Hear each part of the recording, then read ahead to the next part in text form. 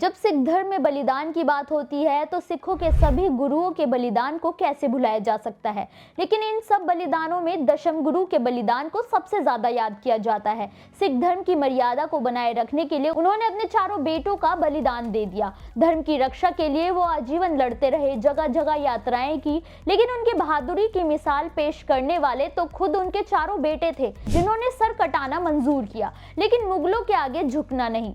उसी बलिदान की कहानी कह रहा है महाराष्ट्र के नांदेड़ में मौजूद गुरुद्वारा तख्त सचखंड श्री हजूर साहिब।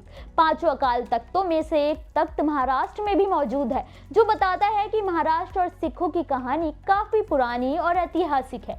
महाराष्ट्र की धरती असल में सिखों के लिए बेहद पवित्र और अहम है। अपने इस वीडियो में हम महाराष्ट्र में मौजूद सिख धर्म के बारे में जानेंगे, कैसे ये धरती सिखों के लिए एक और गुरु गोविंद सिंह जी के लिए इतनी अहम थी। नमस्कार, मेरा नाम है मोहिनी और आप देख रहे हैं नेटडिक पंजाब। महाराष्ट्र का गठन 1 मई 1960 को किया गया था। महाराष्ट्र भारत के पश्चिमी प्रायद्वीपीय क्षेत्र में मौजूद दक्कन पठार का एक बड़ा हिस्सा है, जो कि अरब सागर के किनारे बसा हुआ है। महाराष्ट्र असल में भारत के केंद्रीय हिस्से में आता है, जो कि चारों तरफ से 7 अलग अलग राज्यों से घिरा हुआ है। महाराष्ट्र भारत में दूसरा सबसे आबादी वाला राज्य है और दुनिया में चौथा सबसे ज्यादा आबादी वाला राज्य भी है। भारत की आर्थिक राजधानी मुंबई भी महाराष्ट्र की राजधानी है, जो कि फिल्म इंडस्ट्री का भी गढ़ है। महाराष्ट्र में 36 जिले हैं। इन जिलों की अपनी महत्वता है।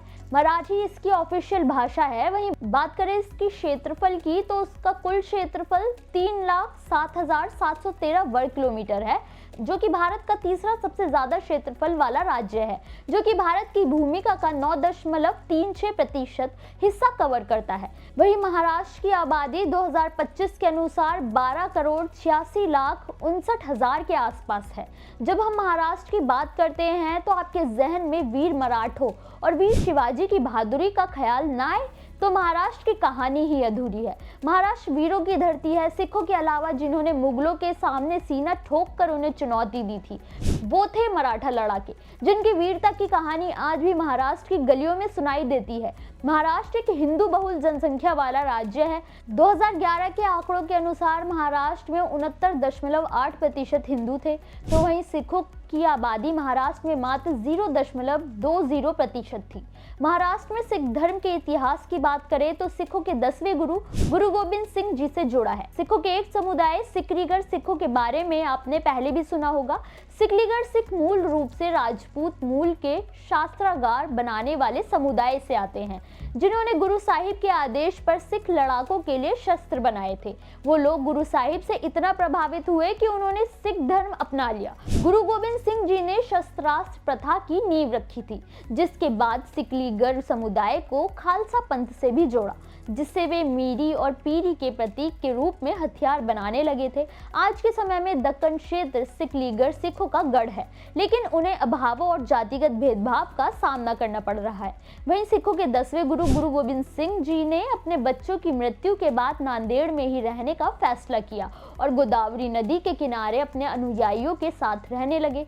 गुरु साहिब से प्रभावित होकर बंजारा समूह और सिकलीगढ़ समुदायों ने सिख धर्म में परिवर्तन किया और वो सिख धर्म की परंपरा को आगे बढ़ाने लगे।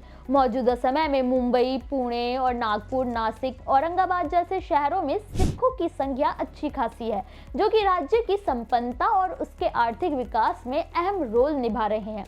महाराष्ट्र एक ऐसा राज्य है जहां पाठ्यक्रम में छात्रों को सिखों के इतिहास को पढ़ाया जाता है, यानी कि महाराष्ट्र हमेशा से ही सिखों के लिए बेहद सम्मान की भावना रखता है। 2011 की जनगणना के अनुसार राज्य में करीब 2,23,000 सिख रहा करते थे, जो कि महाराष्ट्र में एक अल्पसंख्यक समुदाय है। वहीं सिख गुरुओं को समर्पित मुंबई का GN खालसा कॉलेज काफी प्रचलित कॉलेज है। वहीं नांदेड़ का हुजूर साहिब गुरुद्वारा हर एक सिख के लिए सबसे अहम गुरुद्वारा माना जाता है। 5 तख्तों में से एक तख्त हजूर साहिब गुरु साहिब के अंतिम दिनों की कहानी के रूप में खड़ा है।